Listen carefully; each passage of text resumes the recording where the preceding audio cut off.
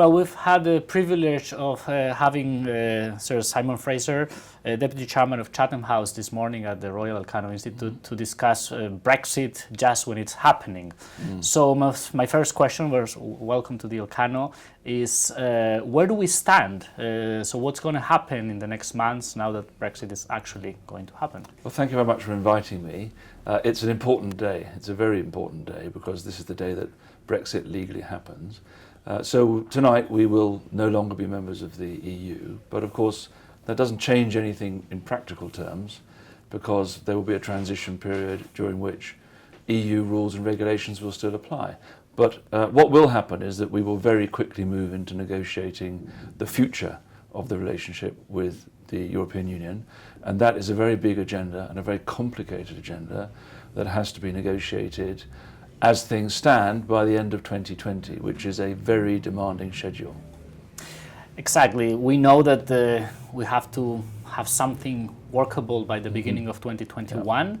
Yeah. What's the most likely scenario at this point on the future relations? Well, some people said that Boris Johnson, with the big majority that he'd won, would accept to slow down the process or go for a softer version of Brexit with the UK staying more closely associated with the EU. I personally think that is not what he intends to do. I think he will try to negotiate what he can by the end of this year, and also he's given a very clear signal that he wants to be able to have the right to diverge from EU regulations. And if you put those things together, the likelihood is that if we're going to have an agreement, it's going to be quite a narrow agreement covering a range of issues like trade in goods, fisheries and others, we hope, although they're very complicated.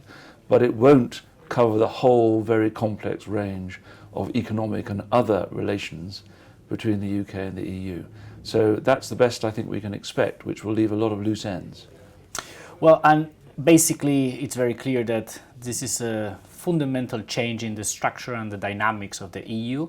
So what's your perception about what are the deeper, structural forces that this will unravel for the EU and the UK? Well, for the UK, this is certainly a huge change in our national strategy, both domestically and internationally. And there are many questions that are going to have to be resolved.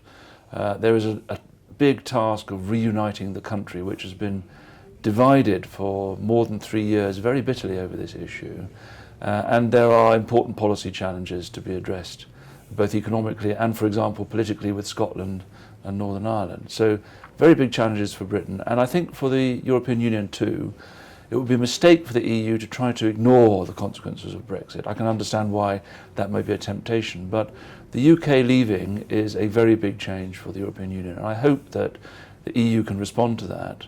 I'm a great supporter of the European Union and I want it to succeed, and I want it to have a positive relationship with the UK as well. So there's a lot of work for us all to do, and I hope we can do it together and not separately. Well, Simon, thank you very much. I'm sure that with your trajectory as a British diplomat and your work at Chatham House, which works with Elcano quite often, we're going to be able to join again and maybe do some proposals for a good relationship. But it's more important than ever that we keep talking. Exactly. Thank you for coming. Thank you.